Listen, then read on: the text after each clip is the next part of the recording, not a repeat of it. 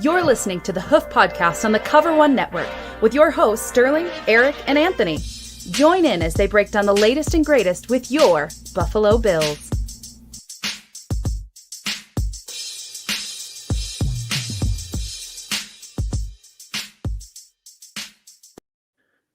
What's up, Hoof listeners? Welcome to the Tuesday edition of the Hoof Podcast. Sterling is off today, so we are joined by co-host Anthony and disguised coverage host Anthony.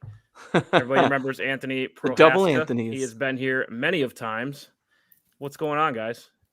Oh, ready. Training camp is here, man. This is great. Every day we get new news, although it's still filtered news on some aspects. But obviously there was the practice that fans were out at that we got a lot more information and action and saw a lot more film. That was, just unbelievably exciting to be on Twitter these past couple days and just read the articles that are being put out. Props to all the writers out there that have been keeping us informed. You know, everybody has done a great job of covering the team while the fans can't be there. But it was nice to see the fans there too. It's almost like they took the year off last year. Yeah, it was COVID rough. going on. A lot of we really depend on them, right? It's amazing. Way different. It's amazing how much a lot of energy, this year compared to last for sure. Prohaska, you went to training camp, right? What was the vibe that you were getting? Oh, man. First of all, I want to acknowledge you for saying my last name correctly. It brings me great joy anytime someone does. You got it right. I appreciate you. I was corrected last year, actually. Yeah. Forgot about that. But yeah, appreciate you. But it was a really good time Saturday. The three of us were just talking off air about it. To see that many people on a Saturday morning and just the energy that everybody had. There wasn't like it seemed like everybody that was there was genuinely there to see what was going on. It wasn't like, oh yeah, like it's just a thing to do, on this Saturday morning. Oh yeah, like, let's just go, we'll hang out, drink some beers or whatever. Like people were there to see what was going on. People weren't at the concession stands. People weren't, away from the field. Everybody was in their seats watching every single aspect. The energy was great. The amount of people that was in the stadium was great. The whole bowl was pretty much filled. It was really like tremendous. I went kind of last minute and I was not expecting it to be as amazing as it was. It was a great time. Awesome, man. Yeah, definitely. After last year, I really planned on going. Sterling and I went the year before in Rochester at St. John Fisher, and it was one of the better times I've had with experiencing the players. I mean, you're 10 feet away in Rochester. Yeah. I'm not sure if that's the same vibe in Buffalo, but I mean, I've been meaning to get back, check it out. And unfortunately, I'm too far away this summer, but you're not dedicated enough. You can't go on the field at the stadium, which is disappointing. But yeah, St. John Fisher, always a great experience there. I'm glad that, they seem to be on the same page of saying we want to do that in the future. We still want to go there because, as a fan, when you're right there next to the players, literally 5 feet away from them as they're coming in through the tunnel, and you can talk to them on the field while they're practicing, and they're busy, but still it's that interaction that you can't replicate in a non-training camp scene like that. I remember being a little kid, like leaning over the fence and practice would end and everybody's coming through to do autographs and you're just awesome. and they hit it's just such a cool thing. Just right there, and you're talking to, it's just the coolest experience ever. And as a Fisher alum, I went to the school because they're like, the Bills practice on this field. I'm like, wait, where I'm standing right now? Let's go. I'm coming here. That's where it all started. Anyway, before we get introduced to people in the comments, take a look at our sponsor, Underdog Fantasy. It's the best place to play fantasy sports, including best ball, daily drafts, and pick 'em. You can start drafting in minutes for a shot at big cash. We know Anthony's going to be in on that. Use promo code COVER1 to get started. Get a $25 credit. Just make sure you check that out. Yeah, got to get ready for the season, folks. Download it now. Get used to it because you're going to hear us all talking about it when the season comes. We're going to have those rosters ready weekly and our parlays that each of us are hooked up with. So, play along with us. You got to get ready. Download it now.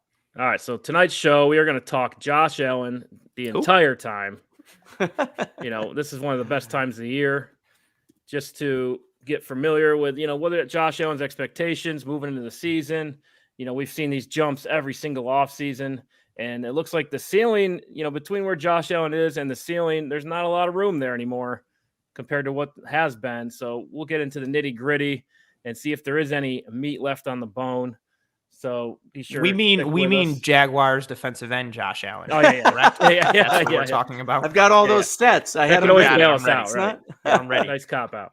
But anyway, first off, what is this stuff about the Bills going to Austin? Oh my God. We have not had a chance to comment on this. We got to get this knocked out real quick. I purposely refused to tweet about this because I was like, this is a non-story that they're just trying to blast into a story. It's all politics and BS behind the scenes about getting taxpayer funding for a stadium, which is going to happen. Actually, I was in a group chat where it's Bills fans, and they were asking good questions about, like, oh, what have the previous stadiums got that have cost $1 billion or more? And, I really looked into this, and even Minnesota and Dallas, which is one that always comes to mind. Dallas got like $444 million of taxpayer funding for their multi-billion-dollar complex, obviously. But some other places have gotten somewhere around 70 to 90%, some even 100% public funding, meaning taxpayer dollars funded it instead of the owner funding the bill, which is crazy to think about. But this is not a story. They're not moving to Austin. They never even thought about moving to Austin. It's all politics to say, here's the threat. We have potential other buyers. Same thing if you're buying anything, buying a house or whatever. It's like, this is the market value. This is what people are paying. This is the assessment. That's why it's posted at this price. And it's if the Pakulas have come out and said, we're not leaving. The New York State came out today and said, we're not letting the Bills leave. I mean, it's just not going to happen. And I was so frustrated because it's like, we've got all the good vibes going in training camp, and somebody has to put out this story that's not real, that they know is bull crap just to get clicks. Right. I mean, to me, it was just so infuriating. NFL is a business, still a business. Yeah. Always going to be a business. Prohaska, what are your thoughts on the Bills going to Austin potentially? Similar boat as Anthony Romeo, great minds think alike. I don't see the Bills leaving. I made a joke on Twitter that Cole Beasley planted this story so people would stop talking about him for like a day. That's right. And it worked. What negative story for the Bills is the first highlight? Yeah. And it's just 2 days. Oh, yeah, 2 days. 2 days out of it. He milked it. It's just, and I think that was what the frustrating thing was too. Like, it was nothing like but talk week after week about the Cole Beasley and the COVID thing. And even with Brandon Beane's presser on day one of camp, like the first 10 minutes of the 28-minute presser are like, is the team falling apart? Does the locker room hate each other? Are you trading Cole Beasley? How many people are infected? What are you going to do when someone it's just like, come on, we want to talk about football. And then we get past that. And then it's this Bills Austin thing. I don't see it happening. I don't see the Bills leaving, to Anthony Romeo's point. And I really just think, like it's negotiations. It's just poor start to the negotiations. Like, I just don't know who starts out coming for that level and shooting from the hip that much in that regard. But again, great research from Anthony Romeo. A lot of times these stadiums are publicly funded to a high degree. Like for all the people who keep coming out and saying like, the Pagulas are worth $5 billion. They should pay for it themselves. That's not going to happen. That's not how these things work. A majority of the money comes from taxpayers. They are publicly funded in some regard. It seems to be the smaller markets that get the public funding. I mean, big cities like LA, New York, they're mostly privately funded.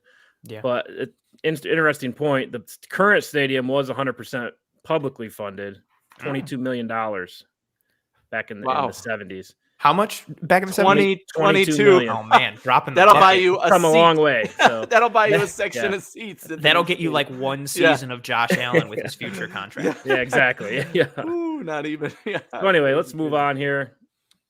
Let's kick it off with a little bit of cash or trash. I like it. We're gonna do a little cash or trash. That's trash, bro. I'm going to go cash on that.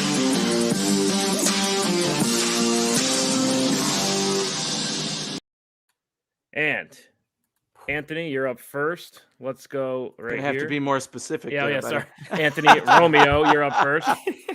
And we need lots of participation in the comments here. Josh Allen will take a step back statistically this season. Cash or trash? What you got? Okay, Anthony, well. Romeo. Well, here we go, ladies and gentlemen. We're starting with a real softball here, aren't you? There, super easy. So this is to me, no is the answer. Josh Allen has never taken a step back in his life. Since he was born, The man has taken steps forward, never taken a step back, never even looked over his shoulder. All right. So from college, his numbers got better. He came to the NFL. Sure, he wasn't an all-star from day one, but he's done nothing but step forward and improve in every single category. Less interceptions, more touchdowns, more yards per game, more total yards. Maybe his rushing went down, but that's about it. But because he's passing more, which we do want to see, which I would say is a positive in that category. But I don't see any way, shape, or form that you call it a step back statistically, unless it's like, oh, well, he didn't finish with as many yards or touchdowns because he took 4 weeks off at the end of the season because everything was locked up and there was, they let him play for a series and that's it. But I don't see that happening either. So, maybe 1 or 2 games, but still taking a step back, calling that a step back would be absolutely stupid. The man has only stepped forward. I expect we're gonna dive deeper into this, but to not think that he's going to improve his accuracy, that he's going to improve on his number of interceptions. I think we saw last year, I think over 50% of them were just bad luck interceptions, which every quarterback gets. But balls that are tipped or whatever it may be. Still, I mean, no way, shape, or form. I will take that bet all day long because, again, as a scientist, I'm going to say this multiple times tonight. There's plenty of data showing you that the trend line is all going in the right direction. There is no falling off point here. There is no leveling off point. It's always a step forward for Josh Allen. And to think any less is pure ignorance, if you ask me. Prohaska, what do you got, cash or trash? Any way Josh Allen steps back statistically this year? I want to put with the caveat here of he could regress statistically, but that doesn't mean that he has a worse year in 2021. Like, for example, he threw 37 touchdowns last year and he ran for 8 touchdowns. I don't know. Maybe this year Zach Moss is healthy and is killing it. So maybe Zach Moss gets more goal line work and Josh Allen only runs for 2 touchdowns this year. So that means he had 6 less. So he had worse rushing touchdown stats this year than he did 2020. So I think you could see things like that. And I don't want people to think like, if he's worse statistically in some metric, that means he had a worse year than last year. So I'm kind of like on the fence depending on how you define it arbitrarily. I'm going to say trash because I think he will have some metrics that go down a little, but I think to Anthony's point, I think Josh Allen's a better quarterback in 2021 than he was 2020. We have seen offseason after offseason, he hones in on a specific thing, whether it's himself and Daboll and Ken Dorsey, or especially Jordan Palmer, honing in on a specific aspect of his game. Last year, it was the deep ball, and all it was talked about was the deep ball. And then Josh Allen comes out this year and all of a sudden can throw the deep ball. He's throwing from a different platform. His mechanics and his upper body posture are much different. He's throwing with anticipation and making different reads. Like, he progressed in the areas that he said he was going to progress in. And then he came and spoke about several areas this offseason that he was trying to progress in, which we're going to talk about later in this episode. And so to Anthony's point, yeah, I think we have a solid enough, I'm not a scientist, but I think we have enough data and sample size. The data's there, baby. The data's there. And I think the sample size is there. Of course he's going to play the scientist card. You know how hard it is to be a scientist? I would throw that around everywhere if I was a scientist, man. Exactly. You earned it, buddy. You did earn it.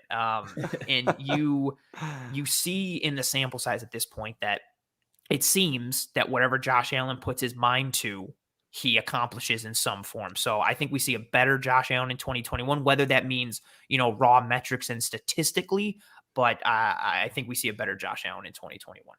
Right. I agree with both you guys. I mean, Josh Allen, I think, will be more mature as a quarterback. The statistics really for me is just wins, right? He could go step back statistically. I think the extra game this year will make up for the difference. Yeah. But the only way he steps back statistically, in my opinion, is if they develop some kind of run game to take the pressure off Josh Allen. The entire offense went through Josh Allen last year. And for me personally, nobody wants to see their franchise quarterback, take hits and run the ball. I mean, he did a ton last year. It'd be nice just to see a little bit of that pressure off him, maybe through a run game or, something like that. So that's the only way I would see statistics going backwards. But, you bring in guys, extra weapons and things like that. Look, Josh Allen's work ethic, we all know. I just think he's just going to keep rising up until, there's nowhere to rise anymore. And we're getting there. Anyway, let's move on to the second one here.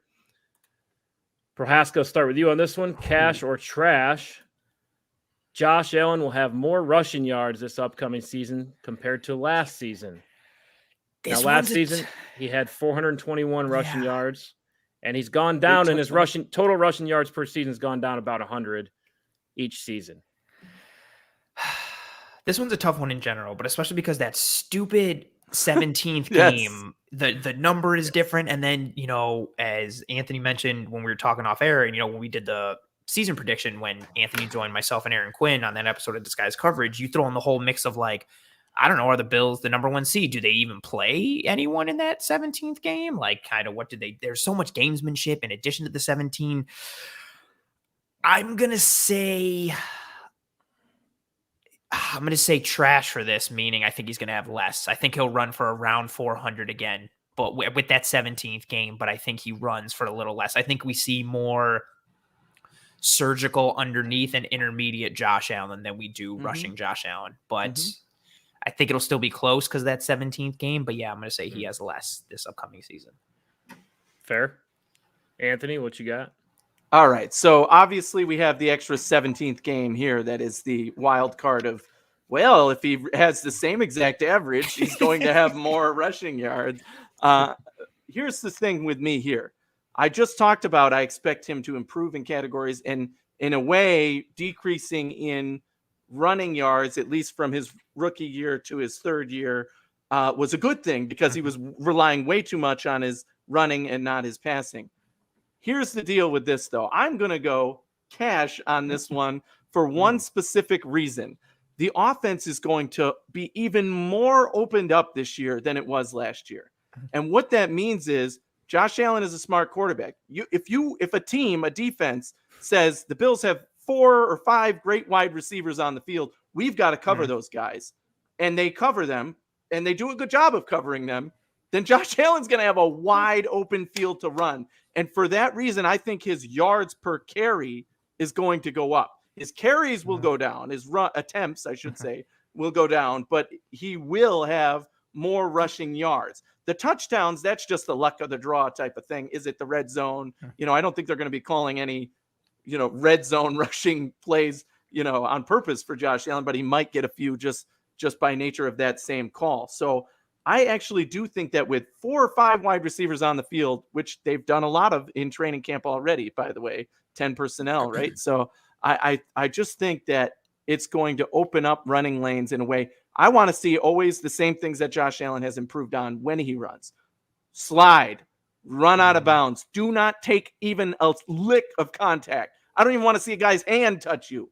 Slide. That's all that matters. Get whatever yardage you can and slide.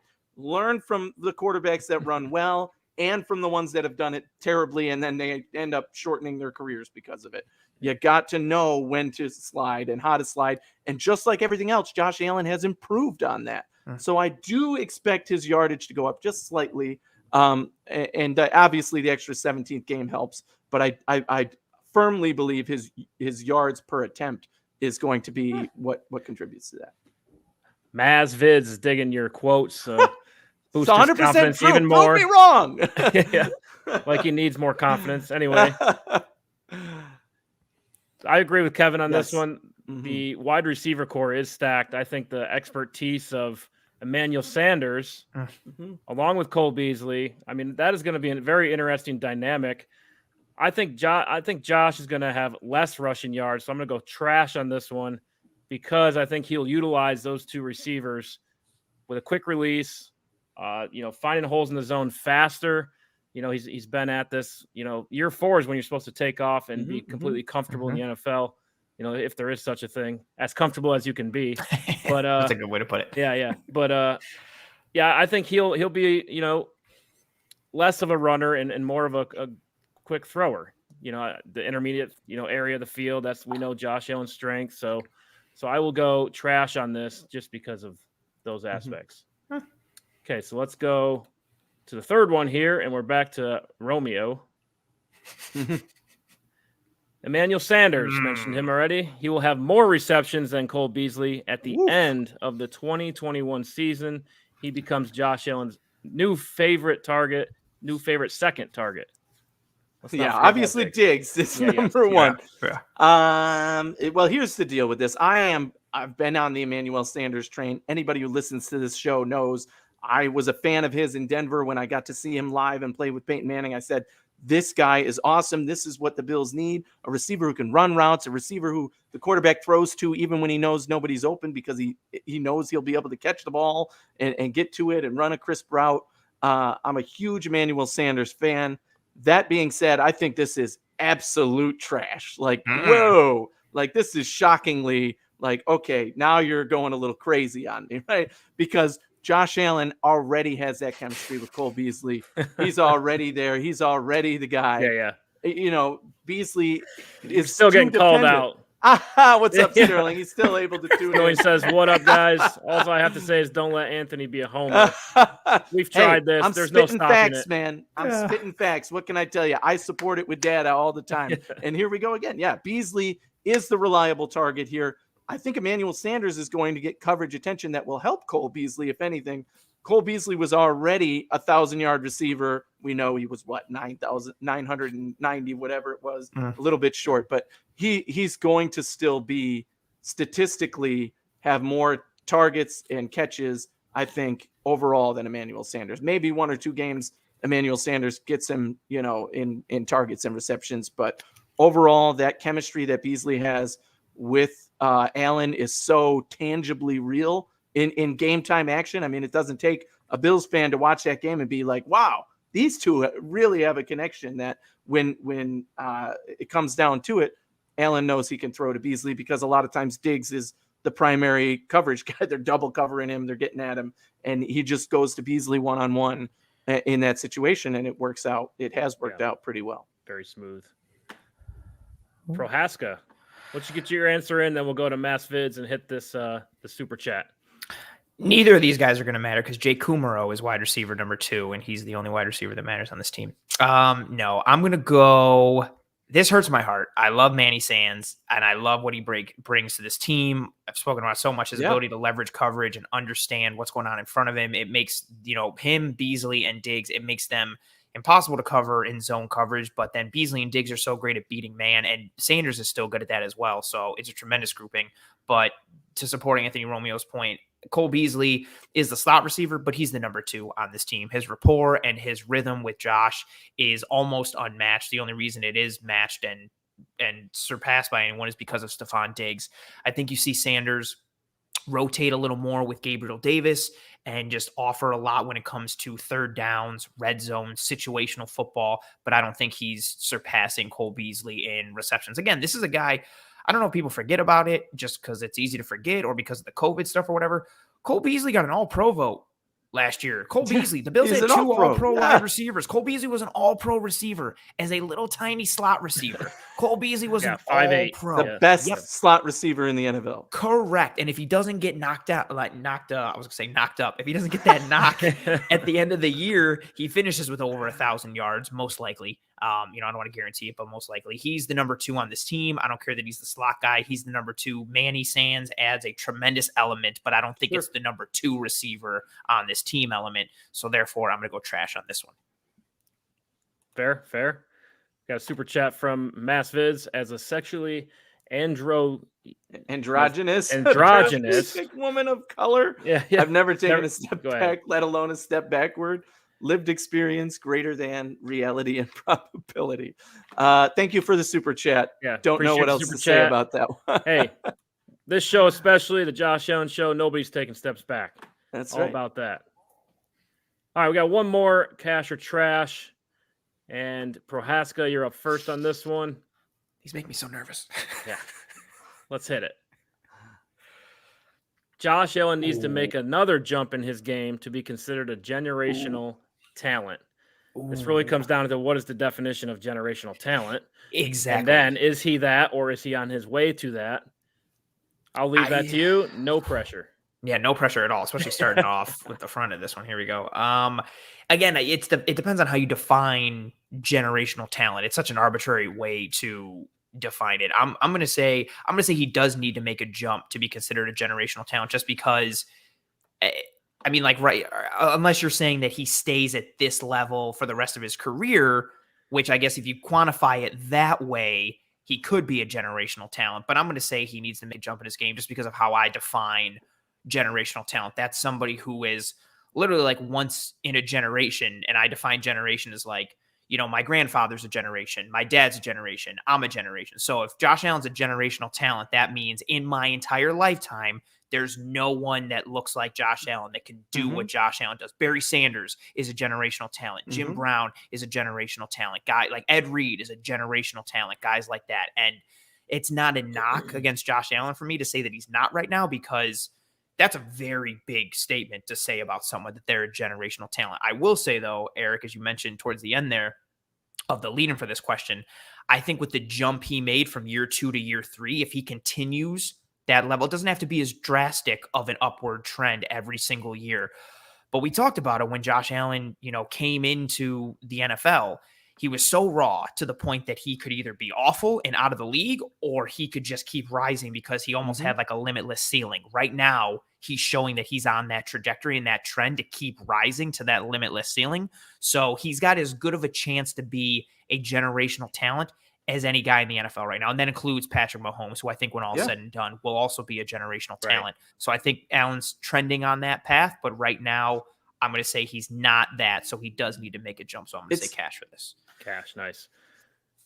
I think Romeo? if you put this in perspective, it's all about, like you said, the definition of generational talent. But there's a couple of ways to break it down that I look at it as, right?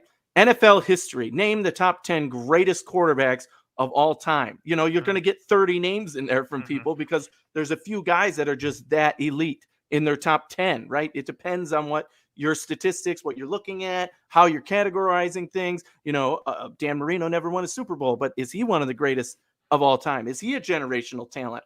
Most would say yes. He's certainly a name that comes up in those lists, right? Even though he never won. But all those quarterbacks, all of NFL history, and this is what I say about Josh Allen being part one of, is he a generational talent? Who has the strongest arm in NFL history? Jake Fromm. Strongest arm in NFL history. Who can make throws that nobody can make? That wow people unbelievably, right? It's Josh Allen right now. And that was what everybody was saying about him since he came in the league. The receivers who broke their hands catching his damn balls in the first year were like, ow, right? Like, damn, this guy throws the ball harder and faster than anyone. And now all the reporters in the NFL last year are like, wow, this guy really throws the ball hard, fast, accurate, more than anyone. He could throw it, out of the stadium. And again, they're having that same conversation about Pat Mahomes right now. But just because Jim Kelly went to 4 Super Bowls and didn't win doesn't make him not a generational talent. Just because Dan Marino was statistically one of the best quarterbacks every single year he played and then didn't win a Super Bowl doesn't mean he's not a generational talent, right? So they played at the same time, nonetheless, in the same, leagues in the AFC. So it's comparing Josh Allen, what he is, again, one of the strongest arms, even if he never had a winning record in the NFL, never had the season he had last year, people would be talking about him forever as one of the strongest arm quarterbacks ever to enter this league. Then you have, now last year he took this ginormous leap. He is in the MVP conversation. If Aaron Rodgers doesn't play an insane year, he is the MVP of the league. And if he plays that way the rest of his career, kind of like Anthony said, then he's the guy. That's it. All right. If he's that good for the rest of his career and only that good for the rest of his career, he's a generational talent because he's got the arm strength and he's putting up the stats regardless, right? I firmly believe that, yes, he is a generational talent. So no, he does not need to take a leap, a jump, if you will. Does he need to improve on some things? Does he need to win a Super Bowl to cement that legacy?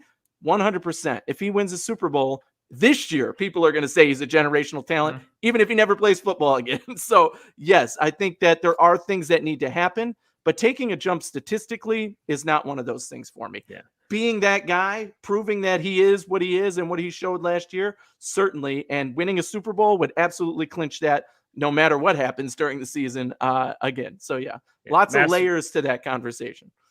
Maz Viz says, you don't have to read my super chats, dude. Come on. The rules are the rules, Maz Viz. You click the super chat, it gets read, regardless of what it is. Appreciate you. But Rules are the rules. I didn't make the rules. Anyway, a couple different dynamics with this question. This is definitely a loaded question. That's why we're going to get into more details later on. But I think there's two different types of generational talents. There's guys coming into the draft through the draft process, and you can make an argument that Josh Allen maybe is one of those guys because now scouts say, who's the next Josh Allen? Right? Yes. Who's the next Tom Brady? We've heard that for 15 to 20 years. I think Russell Wilson kind of changed some of that dynamic because, a guy who can move around and be short, his an size. effective passer. I think Josh Allen, there's a good argument to be made that he is now, through the draft process, a generational talent to come out. Absolutely. Like that. Blowing off the charts. But, I mean, if we're talking about his game and doesn't need to be better, absolutely. Because if you're going to hand that trophy to somebody under 25, I think it goes to Pat Mahomes right now. Mm-hmm. And I think Josh Allen's goal in his career has to be to beat Pat Mahomes, right? I think a lot of us consider Peyton Manning and Tom Brady both generational talents, but how many times did they compete with each other? And they were always in the playoffs playing each other. Oh, yeah. You just got to show up. I think if Josh keeps doing what he's doing, I mean, he's on his way, but he definitely needs to make those jumps. And I think it's more about winning than it is about his physical ability. But Peyton might have had the better record more, but he lost obviously more in the playoffs than Tom Brady did. But does that make Peyton Manning any less of a generational talent without even blinking? No, right? So to me, that's where I don't compare Josh Allen to Pat Mahomes in that sense, because you just because they happen to play at the same time does not mean they're not generational talents. And Bills fans, we like to talk about the talent around the player too, right? Everybody likes to say, oh, Pat Mahomes, he came into an amazing situation. He got to sit out a year and learn. And then he had all these guys around him. Josh Allen now has great talent around him. Maybe not as good as Pat Mahomes has, but he does have a lot of great talent around him. And he didn't have that at the beginning. But again, if you put that in historical perspective, look what Jim Kelly had compared to Dan Marino. I mean, they were both good teams, obviously, all around, but competing wise, the guys that we remember from the Buffalo Bills are huge names and Hall of Famers, not so many on the Dan Marino side. So a generational talent can come in multiple forms. It's a big term. That's a lot loaded question. You made a great point though with the college aspect of the comparisons to Josh Allen, and even some of the NFL ones now. Now it's like, can Justin Herbert make a Josh Allen type leap in his second year? And it's just, I think even just being able to, I've said it so many times this offseason, the fact that we're able to have this conversation is so awesome. Finally, knock on wood, as a Bills fan, because we're not like, man, is Trent Edwards we had one of those. Yeah, exactly. Is EJ Manuel going to lead us to the promised land? Is Fitzy going to work out? Is Tyrod going to be that? How about very JP presidential? Been there, exactly. Been there, done that. Yeah, we've been there, done that with all those guys. And now the fact that we have a QB that people are using as a measuring stick and a barometer, or even, as much as we all hate Patrick Mahomes, the fact that Mahomes is like, oh, I like to look at other QBs and study QBs who are great in the league and similar to myself. So I look at Josh Allen and Aaron Rodgers. It's like, what? Just the fact that we're having this conversation is such a far departure from what we've seen and experienced. And it's so awesome to even be able to think about it and know that it's not ridiculous. Yeah, right. It is very exciting. And I'm so excited for this year. The fans actually get to watch it. This would happen to us. The Bills win 13 games. Nobody gets to watch it. Or the Bills move to Austin and win the Super Bowl. This is a great comment here talking about comparing Josh Allen to other quarterbacks, Brett Favre, Aaron Rodgers, Matt Ryan, and Jim Kelly, because what stuck out to me here is when Josh Allen did the interview last year with Mr. Butt Fumble himself, one of the questions he asked was, what quarterbacks do you compare yourself to?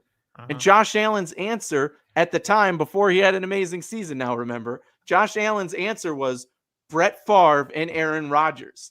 And I mean, it just blew my mind because I'm like, I freaking love that my quarterback is comparing himself to two of the greatest quarterbacks to ever play the game and saying, that's how I play the game. That's my style. I do this and I do that. Aaron Rodgers, he talked about his footwork and his accuracy. He talked about Brett Favre's heart and his ability to throw down the field and the way he stood in the pocket. And those are the things that Josh Allen's like, that's me. That's my game. Right, so he's And Frankenstein. before last year's, anybody non-Bills fan would have heard that interview and laughed, right? And been like, oh, you think you're those guys? And now he's really, that is the comparison for him. He can't be those guys. You saw that pitch he made against the Texans, or he threw that ball to DeMarco in the end zone against the Texans. What a joke. Yeah. That's where we're going next. Anyway, that was Cash or Trash.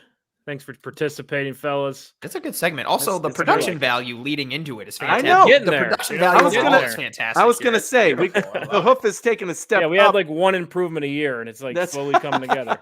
Step by step. So, anyway, let's move on here. Let's get into more Josh Allen. And I think there was just a comment about Josh. I keep hearing Josh Allen needs to make a leap. Look, we all understand Josh Allen had a phenomenal year, and Josh Allen's going to be just fine. But we're so accustomed to talking about him getting better for the upcoming season. Yes. I think that needs to be part of the segment. Right. So, I mean, how many people are saying Pat Mahomes needs to take a leap? no, And I mean, there's no, always room he for just improvement. needs to be himself. Right. Josh will say that himself. He has said it. Yes, absolutely. So this upcoming segment, wait, there's still chicken on the wing. You never throw away a chicken wing without all the meat eating. So let's look at what can Josh Allen get better at. There's got to be something across the board where, yeah, you could look at that and say, you know what, he could probably improve here. So, Anthony, what do you have in mind? Romeo or Prohaska? Romeo, yeah. All Good. right, I'm yeah. still Sorry, laughing I'm looking the at wing. you. I'm The still wing. laughing at the More- wait. There's chicken on the wing. More chicken on the wing. I do love that. That's Yes. that's a great analogy because It was with like Josh a Allen. It was like a plug for everyone to make sure you eat all the meat. Yes, on your chicken because wings that's immediately. very It's important. buffalo, baby. Eat the meat on your chicken wing. If you leave that plate Yeah, without you're- the just bones and there's half-eaten meat Get there, out. You are yeah, a bad person. you're out of here. Yes. You're a move bad back to the person. south or wherever you're from. So I love this analogy though, because there's still meat on the bone for Josh is. Allen to improve in every category. Again, you said it. He talks about it himself. Here's what I'm working on in the off season. Here's what I want to improve on. You know, I want to get better chemistry with certain guys and be more ready for this or that. And just overall, his presence, he's continued to improve in areas, and I still think he can. Look at what he did with the interceptions. How much of the national media that doesn't actually watch Bills games said like, oh, Josh Allen, he throws too many interceptions. And now that argument is all but dead because about week 3 of last season, he's like, no more interceptions, a couple of, bad luck ones or tipped ones or whatever, but not on his watch. And he just shut it down because it was something he actively worked on and said, I'm going to figure out a way not to do this anymore. His accuracy that people wanted to talk about, like, oh, you can't improve accuracy. But with the receivers you have, your accuracy goes up because they are crisper route runners. They have better hands. They're not dropping as many passes. So the things that we as Bills fans know from watching the games and watching every play, people in the media who just look at the stat boxes don't see. But there are still ways he can improve. Again, yeah, how do you improve from what would have been in any other year? I'd compare Josh Allen's year last year to maybe the last 5 MVPs, and he would have won in those seasons, but he happened to go against the one who would have been better than all of those plus some, and that was Aaron Rodgers. So, can he improve? Yes, he can. We already talked about his rushing, protect the ball better, slide better when he's rushing, less interceptions. Hey, if you can make more accurate passes, decision-making in the pocket, I think he still has a tendency to want to scramble a little too much, especially in early down situations. Right. Still when a little we're bit screaming of at chaos, him, it's first down. Throw it away if nobody's open. You still have Right. 2 more downs, maybe 3. So, it's not, he still has, things mentally he can work on. I know another knack on him was, the high pressure situations, but I think he kind of put that to rest for the most part. But still in the championship game, people talk about that. There's a lot here that he can improve on, but we're nitpicking. There's meat on the bone, but it's that stuff at the end that you really got to grind out. I got a couple things here we could look at, maybe start a conversation. This is all the passer ratings, NFL passer ratings, not ESPN's QBR, but this is passer ratings for each team starting quarterback, and then it's basically broke down in a range, the median, and the mean. The range is the whiskers, the top and the bottom, their highest passer rating, the lowest passer rating on the season. The box is the quartile, so the top line for each quarterback will be 75% of their data is below that. So all the passer ratings that are below that. The line in the middle is the median. It is sorted by median. And then the bottom quartile, or the third quartile, all the 75% of the data is above that line. So said all that to say, you look at Josh Allen's, and this is just passer efficiency. We're not talking about running. We're not talking about good throwaways, things like that. Just passing the football statistically, Josh Allen's pretty volatile. He is all over the place compared to some of these other quarterbacks. I mean, you look at Aaron Rodgers, just the analogy I like to use is look at it like a weapon. If you're going to shoot the next, you're sighting your gun in, you're going to shoot the next target. Where's that bullet going to go? I mean, with Josh Allen, it could go anywhere. I don't think our gun is sighted in, but if you look at Aaron Rodgers, yeah, it's probably going there, except for that one outlier in the bottom. That could have been human error. But we know our gun is probably sighted in. So, I mean, really what we need to talk about is Josh Allen's low passer rating games. Can they improve? I think that's a fair question. And I think that's fair. He's definitely had some. Listen, no player in the NFL is infallible. No one's perfect. Mahomes has had bad games. Aaron Rodgers has had bad games. And Allen has had those, whether it's the sugar high Josh Allen moments or the YOLO Josh Allen moments that Mina Kimes likes to reference. He will have those moments from time to time, but he's significantly cut down on them for his first couple of years. And I think a lot of it ties into some of the things that he wanted to improve on this offseason, and it clicked right in minicamp. I wrote it down back then. I went back and found those quotes again for this episode tonight. So one of the things that Josh Allen spoke about in minicamp back in May was he wanted to be better with ball placement for his receivers in order to, in the intermediate and short areas, to allow them for yards after catch. So in particular, he wanted to get better on the in-breaking routes, so the deep ins, and he wanted to get better in the short 5-yard unders. And quote, when referencing the ball, he wanted to quote unquote, put it in a catchable spot for these guys to catch and run. And then quote unquote, wanted to hit those types of throws and allow our guys to stay up and stay on the move. And that connects into some of the interception things, Anthony, that you were talking about earlier, with some of Josh Allen's interceptions were, like fluky things or, caused by other players. He has that one, Eric Turner broke it down tremendously when this quote came out about the in-breaking routes against Tennessee.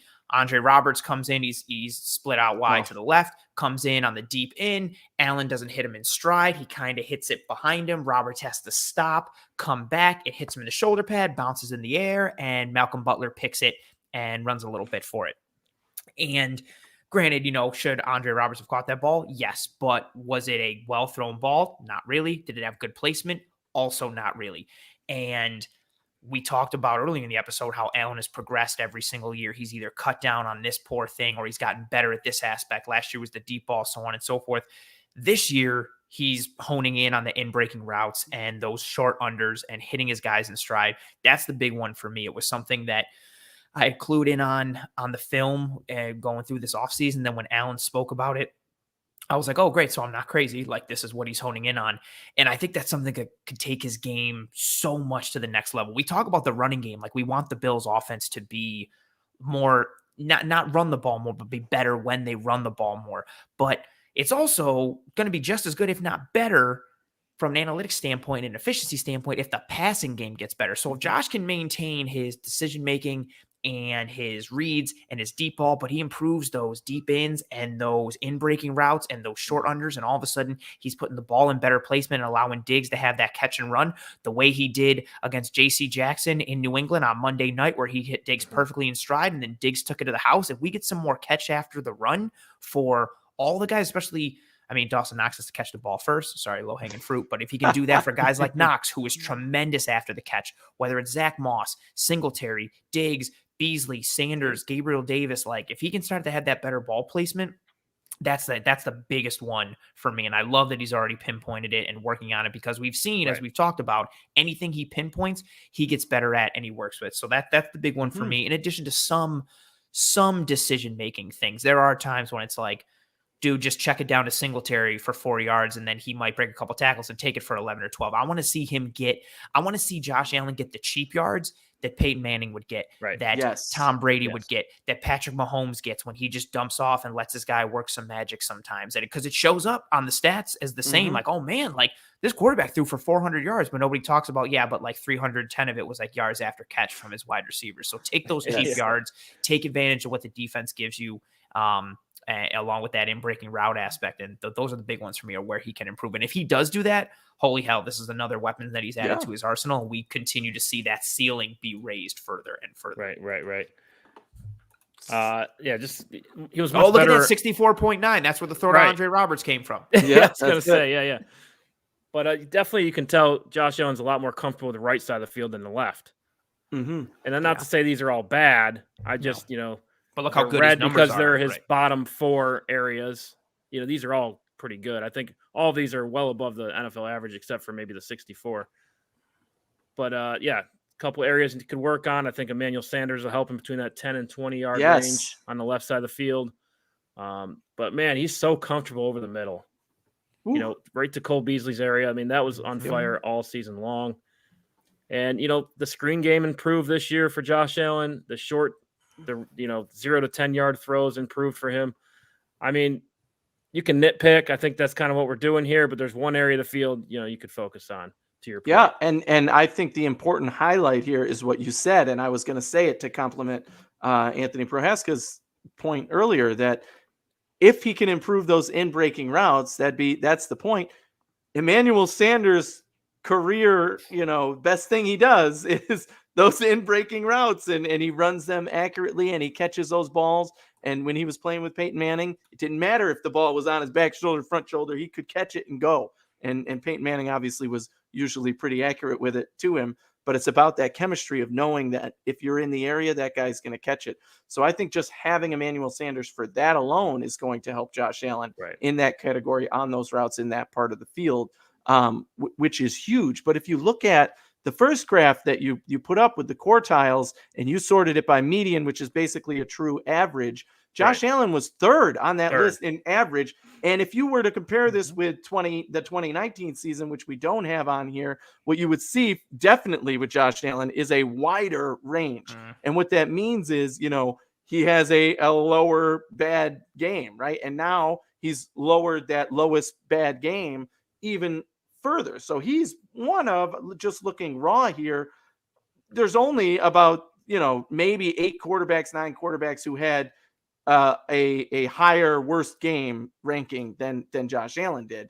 And looking at his range again, that where the quartile 75% of the data is there, 50% of the data is, he can close that window a little bit around, if he kept the same average and just close that window a little bit, meaning his worst game is a little higher, maybe his best game isn't as good, or maybe it still is, that can stay the same, but bringing that bottom up a little bit will make it look more like what Aaron Rodgers did that we've talked about, a superb MVP season. Aaron Rodgers was number one on that list for those of you listening. Number 2 was Houston. Least 3 NFL passer ratings were at home against the Patriots, home against the Chiefs. Both those games had rain showers. And then at Arizona was his third least. Oh, the game where he led the game-winning drive, and then that crazy thing happened. Exactly, and they probably should have won that game. You want to talk about statistics? The probability of them losing that game was extremely. I still hate that game. I don't care that I love that it galvanized us and it made us better going forward. I still hate that game. I won't watch it. I don't want to talk about it. I still hate Arizona and forever will. Yeah, fair. They played him tough too. I mean, Josh Allen kind of struggled in that game because of the defense really had a good game plan. Yes. I got one more here to hit on this topic. Josh Allen in particular situations, when the pocket's clean, when he's under pressure, not blitz versus when blitz. This is from PFF.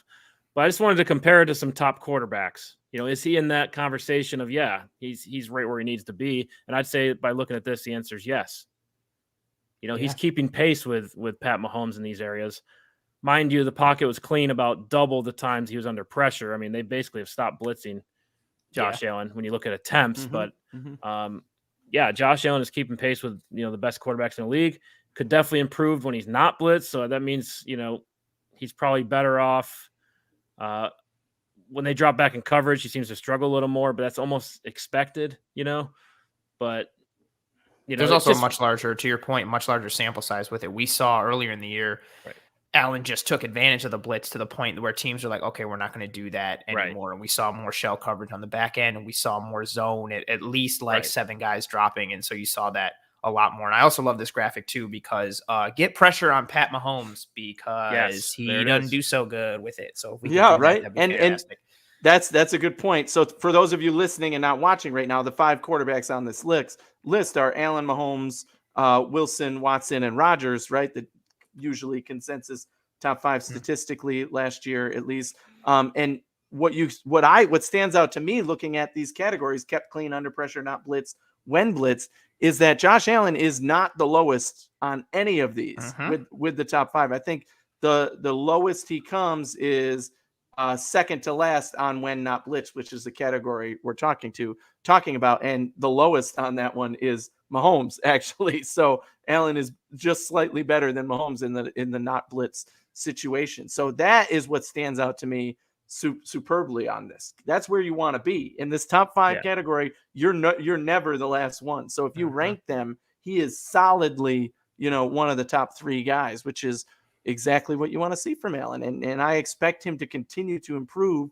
They know these stats, right? Josh Allen has this. The coaches have this kind of data. They're helping him say, here's what we need to work on. When you're not blitzed, something's going on. You're overthinking it. And again, that's kind of where I go back to, if there's 4 or 5 great wide receivers that are in coverage because they know not to blitz Josh Allen, he's going to have a lane to run in and probably going to take it more often because he sees that, throwing the ball in that situation doesn't work out great for him. And when somebody does get open and he passes it to him and they complete it, that's going to make that bar go up, and he will be, a little bit better statistically in that.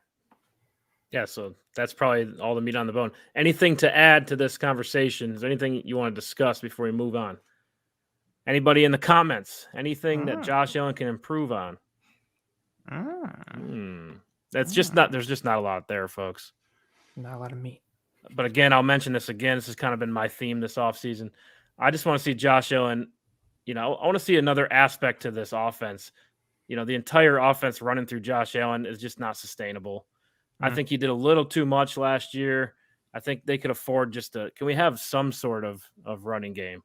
Can we have some sort of, screen game? You know what I'm saying? Just another aspect. I can agree with you on the screen game. The run game part of it, I mean, we're not going to be a running team anytime soon. We're not going to run the ball 25% of the time if we can help it, because the best thing for this offense to do is go through Josh Allen. Right. And that's why we won games last year. So I am against that narrative overall, the big picture narrative. Yes. If the run game improves, will that help Josh Allen? Yes. Obviously, if we can get more yards per carry, if defenses are still worried that we could run the ball in situations and aren't dropping back in coverage, receivers will be open. That'll help Josh Allen. But the overall picture of maybe we need to take some out of the hands of Josh Allen, absolutely not. I want him to be the guy in charge. I want him to have drives like he does. I want him to continue to be Josh Allen, but I want him to improve and know where he can improve, and he already does, which is why he is such a great quarterback. Josh Allen needs to get fewer penalties. I mean, I get it, but he also gets us a lot of penalties he's so good at the flop. Oh yes. He's mastered that. Yeah. Yes. And I'm okay with that. I don't think he's got enough penalties to the point where it's like problematic or like I'm super worried about it. No. I would say no. Do you want to take the ball out of Josh Allen's hands? Not necessarily what I'm saying. I'm just saying, name me a quarterback where every single play goes through the quarterback. He's the running back. He's literally the second or third running back on this team. I think a lot of people are thinking, are hearing like being a better running team and thinking, again, that means like we're going to run the ball more. No, it just means being more effective. When we run the ball. Exactly. Yes. Take advantage of light yards boxes. Per carry. Exactly. Yards per carry. Make teams have to acknowledge the run, not just because it's going to be a run, but be like, crap, we're giving up like 5 yards of carry, 6 yards of carry, and it's a threat. If teams are so scared of the passing attack, which you're going to be, and if they have to honor it to the fact with Diggs and Allen and Beasley and Sanders and Davis and all these guys, if we can run the ball on first down and then it's second down and 2nd and 5, or we run the ball on, we threw it for 6 yards on first down, it's 2nd and 4, and then we can run for a first down on second down. that's a big thing. Like, that's a tremendous thing. And also it's very Huge. helpful in being able to beat the Kansas City Chiefs and being able to stay balanced against them. And so balanced for us, again, doesn't mean like 50-50 or even 60-40. But when we run the ball, we have to be better at running the ball. So we have to be a better running team. Love that explanation, because dear NFL and teams playing the Buffalo Bills, I dare you to put 8 men in the box. Please try that, please, because we've got everybody on that team would burn you if you put 8 men in the box at this point, unless it's like the fourth quarter and we're up by 50 points and we're just running out the clock. But even then, they might. David says run Emmy winner Joshua Patrick Allen. I say give it to him. There's also he draws a lot of penalties. I don't remember.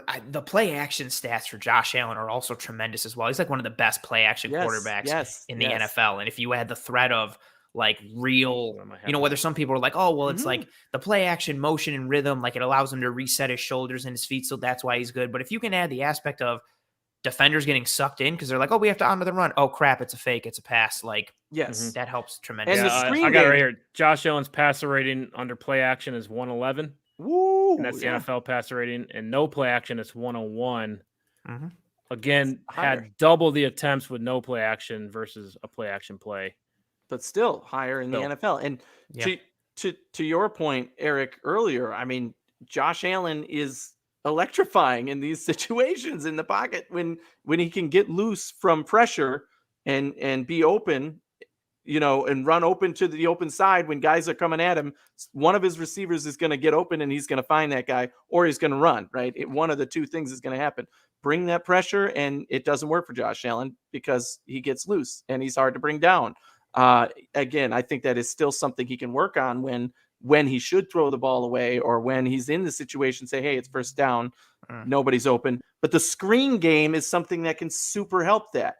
We have never been under Sean McDermott anyway, a screen pass team. And that's because it's not Josh Allen's forte. He's better at getting the ball 5 yards, 10 yards down the field. Right. And so Josh Allen had 84 screen plays last year, which is probably one of the low. Actually, that's higher than I thought, but it's probably one of the lowest out there. And I still think if they can have the threat of that screen, the running back goes out to one side and you have to cover him, because if Josh Allen gets anything, doesn't have somebody open, he's going to dunk it off to one of those guys and they can make a play. Like those 84 screens is roughly, if you break it out over the 16 games, it's about 5 screens per game.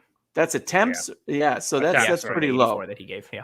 That's pretty low. And the thing with Bills fans is strength. We've seen those, we do want those plays to get better, because the screen pass has been, the play in the playoffs against Kansas City that, if it had been caught would have probably put us in a much better position to win that game. And in similar situations where it's like the screen is there and Josh Allen takes it and the ball is dropped. But the reality of the situation is, if they are able to improve that and they're in a better situation to do the screen and not relying on it because, they have to be, that's going to open things up in this offense. Yeah. Mass Vids hits us with another super chat. He means left here. When he says throwing to his right, I did catch that. I don't think Allen has an issue throwing to his left. In 2019, when Brown was healthy, this chart is reversed. I think Emmanuel Sanders remedies this. I agree. It's it's year by year. You're just going to work on things in the off season to get better. There's a lot that goes into those charts. Personnel on the field, what route combinations you're running. I mean, all that goes into play. So I could see this. Isn't an issue to the left. Well, that particular season, it seemed like it was compared to the other areas of the field. So good insight there from Mass Vids. Appreciate the super chat. Emmanuel Sanders remedies all things. Put your money where your mouth is, right? Yes. Appreciate you. All right, guys, let's knock out our Josh Allen stat predictions. Ooh. And let's just, what we're going to do for fun, just so everybody can understand. Let's just do our 16-game prediction, and then at the end, we'll just add a little bit for that 17th game. That way, we're kind of relative to what we're used to. We don't know what the new standard is. To me, it seems like 5,000 yards is the new standard every season now. For perspective, right? 5,000 yards divided by 17, that's 294 yards a game. Pretty achievable. So just under 300 yards a game. Yeah, maybe a little high. I mean, you can have a bad game here or there. That's fair. Do we want to go individually here? Or do we want to go each of us give our passing Yeah, how about we yards, start with Josh Allen's stats from last year, which were a 16-game season. Do you have that up in front of you, Eric? You have it? Okay. I did have it. I sorry. Put you on the spot there. But yeah, that's a good place to start, just to say, like, here's what he did last year. We know this was a phenomenal. So 2020, 4,544 yards, 37 throwing touchdowns, 69.2 completion percentage, 10 interceptions, and then rushing 421 rushing yards and 8 rushing touchdowns. So almost 5,000 total yards, with 4,500 of that coming from the air, and then 45 total touchdowns, 37 of them coming from the air. So not bad at all. God bless you. God bless you. Thank you. So not bad. Again, though, as we mentioned earlier, he probably wins the MVP if the Packers' goal line offense isn't allow Aaron Rodgers to throw touchdowns. Yes. Yeah, fair. And yeah, he's really good at that last year. But let's go. So what do we decide? We're gonna do the entire stat breakdown per person. So if Anthony, you want to go first, because I know you have your stuff ready to go. Me first. Oh, sorry, Romeo. Anthony Romeo. Sorry, I keep looking at him. He can be Anthony. Every week. You can just call me Prohaska. That's Prohaska, yeah. One way or the other here.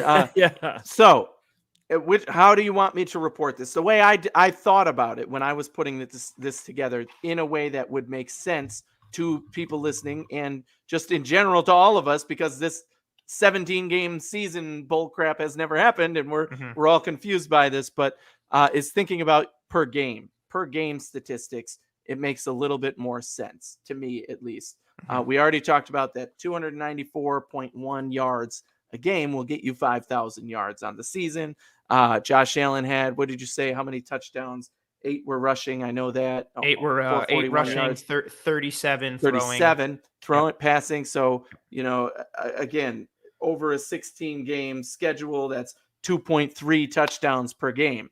I expect those numbers to go up this year. Now, keep in mind, the Buffalo Bills had a record-setting offense last year, but offense is the trend of the NFL right now. And to me, when you have a good offense and offense is the trend, you should be breaking that record every year if you're improving or at least staying at that level. And to me, with the extra game, even without the extra game, I expect Josh Allen to be more efficient at touchdowns per game. I'm not talking a huge jump. He's not going to go from 2.3 to 5 or something like that, but certainly a step up from there. Same thing with yards per game passing. I think that goes just a step up. Again, we're talking about an insane season. It's crazy to think that he can go up, but if the Bills offense is efficient and still relies on the pass, which 100% I think they will, the biggest stat for me that I think changes, and the one that has continued to improve for Josh Allen,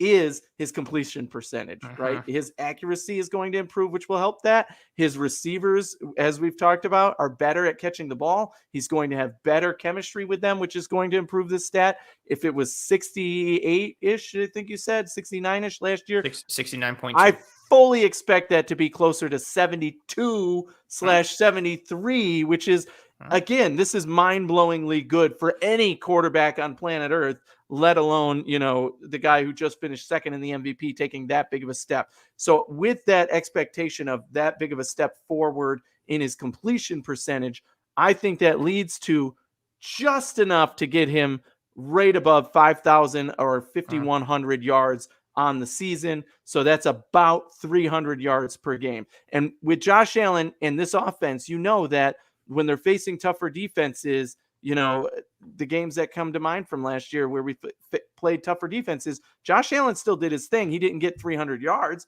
He might have gotten 250 something, which again is going to set you back if you're trying to average 300 plus yards a game. But he makes up for that in the games against Miami alone, where he just has monster yards and stats and touchdowns and all of that. So is this an expectation of what Josh Allen will do every game? Absolutely not. It's totally dependent on who we're playing in the situation there. And obviously, if he throws 3 touchdowns in the first half and we're up by a huge margin, they're going to run the ball more and his stats aren't going to reach what they should. But overall, I expect steps up in yards per game. So above or right around 300 yards a game, which will give him above or right around 5,100 yards a season, which again is kind of skewed because we're talking about 17 games.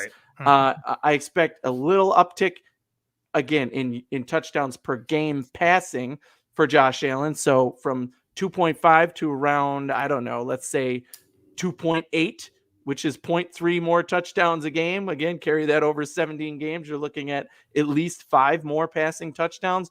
But I do think it goes down in the rushing touchdown. I said this last year as well. I thought he would go down in rushing touchdowns, maybe only a couple. Maybe it's 5, maybe it's 6, depending again on those games. His yardage I expect to go up. His touchdowns I expect to go down, because in those goal line situations, I want to see Zach Moss. I want to see Devin Singletary. I don't want to see Josh Allen having to hit helmets to get into the end zone, basically.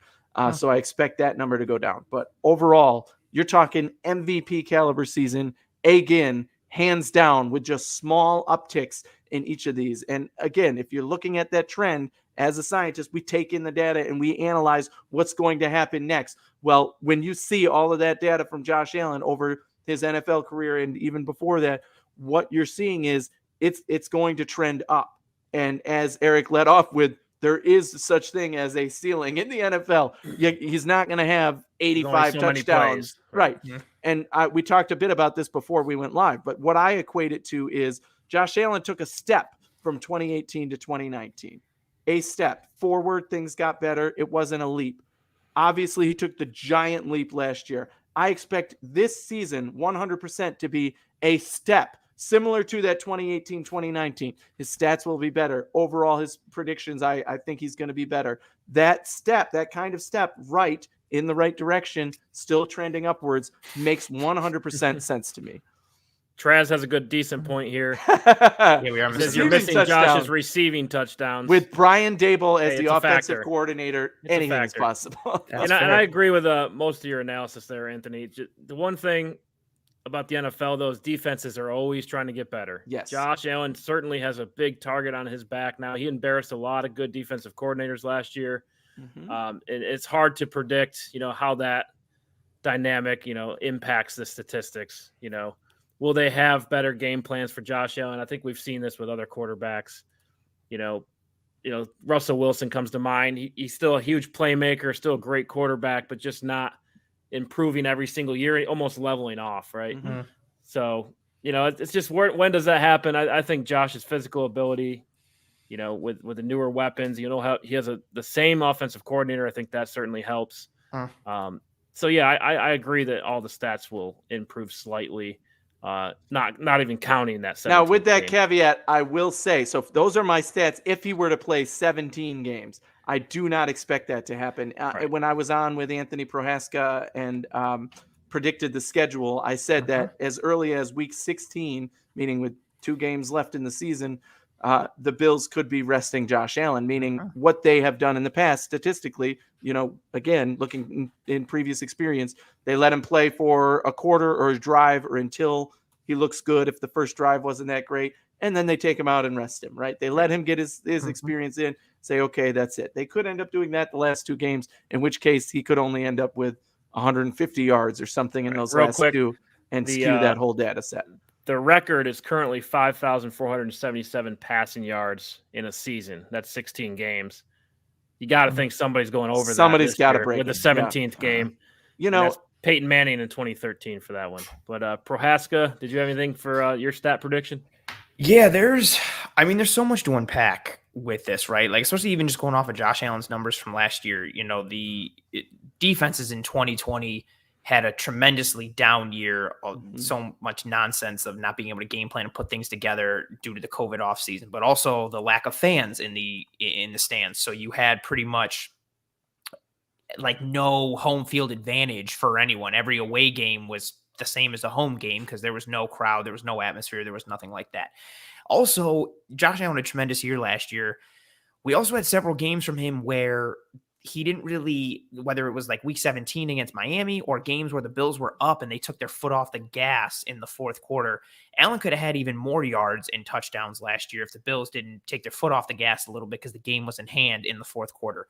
We also have an aspect with this team of we anticipate the defense this year getting back to form like they were in 2019, which if that happens, the Bills need to keep the foot on the gas doesn't really surface as much again. So you might have even more times where Josh Allen's taking the foot off the gas and the offense is coasting inside that fourth quarter.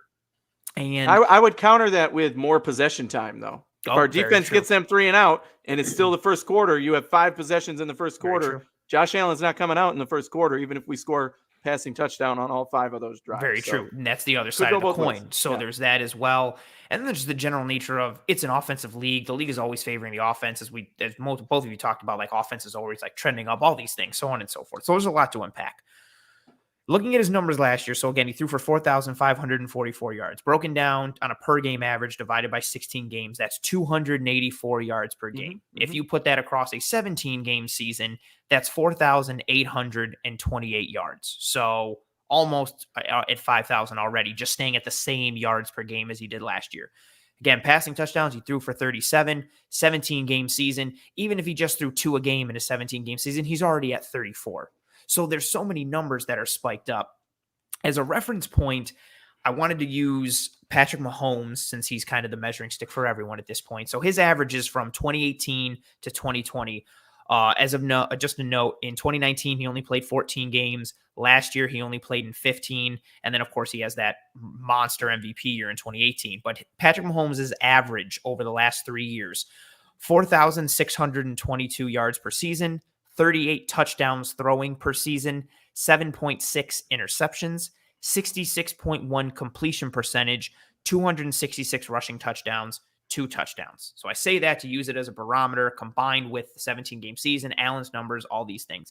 I think he throws for 4,800 yards. Realistically, I think he very easily could get over the 5,000 threshold, especially if he's playing all 17 games, especially even if he takes that uptick in his game a little bit more. Again, I don't want to focus on too many. I'll kind of look at it in a vacuum. I think he gets 4,800 realistically, easily could push over that 5,000 mark. I think he throws for over 40 touchdowns. I think that's a pretty solid thing. I also expect, like Anthony Romeo, I think the rushing touchdown aspect drops a little bit. So maybe we're still seeing 45 total touchdowns, but he's throwing for 42 and only rushing for 3 somehow, some combination in that regard. I think he stays around 70% completion percentage. I think the floor for his completion percentage is 66 or 67. I think the median or the expectation realistic number for me is somewhere around the 70s, whether it's 69 or, high 68s to the low 70s. I think he's living in that regard as well. So to be most realistic and like the safest floor bets, I'm looking at 4,800 passing yards. I'm looking at over 40 touchdowns throwing. I'm going to say 68.7 completion percentage. I also think he drops the interceptions down a little bit. I don't think he hits. I appreciate you. I love the little ant graphic. Love the ant. Yeah, that's fantastic. Oh, that's for me. That could stick. Oh, yeah. It could be for one of us. I don't know who it is. I don't know. Maybe it's, I forgot. I was just pretty sure that was one stone. Yeah, I don't know. I think, the interceptions are interesting because there is an extra game, thus more opportunity to throw interception. But I think the decision-making is better for him this year. So I'm going to say 9 interceptions. I think he reduces it by 1 interception, which, again, if he's playing in an extra game, but the interception is being dropped by 1, I think that's a much bigger improvement than just like 1 less interception. And then I'm going to say less than 400 rushing yards, and I'm going to say 4 rushing touchdowns instead of the 8 from last year. Yeah, nice. Love it. Yeah, all makes sense to me. I think 40 is a great spot for the passing touchdowns. I think Aaron Rodgers had 48. He consistently is in the 40s, right? Yeah. So, I mean, that's just where you got to be, I feel like, to be a top 3 quarterback. I think Josh Allen's top 5, top 6. We're trying to get to top 3. I think that's what it's going to take. More passing touchdowns. All right, I got one more before we wrap things up. Is Josh Allen a generational talent? We already touched on this a little bit. Let's just cap off the night. Prohaska, what does Josh Allen need to do to become a generational talent? Ooh, I think that I think the next evolution in his game and what he's working on for 2021. I think the in-breaking routes and the decision-making. I think for as much as physical tools are important, and they are definitely important, the mental aspect is so tremendous for so many of these guys. Like, and as much as people wanted to make jokes about the age or the arm strength, Drew Brees was still alive and kicking really strong last year. And that's a guy who's never had the strongest arm. I equate it to almost a Greg Maddux in baseball, or certain pitchers who, as they get older and they can't throw, maybe in the high 90s or mid 90s, and it's the low 90s for their fastball, but they're still kicking. You know why? Because they become a better pitcher and they know how to work counts and paint both sides of the plate and mix in different stuff and keep hitters off base. For Josh Allen to be a true generational talent, the next step in the physical aspect of the in-breaking routes and ball placement, that's got to be there. But I think that next mental step as well. He made tremendous mental steps in his game last year, which we don't talk enough about. But I think this year, starting to see that decision-making process, taking what defenses give you, surgically cutting up your opponent in addition to the big plays, things that we've seen him do. But if he can do it on a more consistent basis and become even more of a threat mentally, in addition to taking his physical game to the next level, I think that's what we got to see. Josh Allen's arm is so strong and so talented to the point that when he's 40, he still could be one of like the top 5 strongest arms in the NFL. But if he can learn to pitch a little bit more, John Elway did it. And if Josh Allen can pitch a little more and be more of a pitcher instead of like, you know what I'm getting at, I think that'll take him to that. And they say that talent. Josh Allen or John Elway pales in comparison to Josh Allen at that point. And so, they were saying that about John Elway, again, one of these top 10 conversation quarterbacks of all time guys. And Josh Allen is thought of as being well above and beyond that comparison.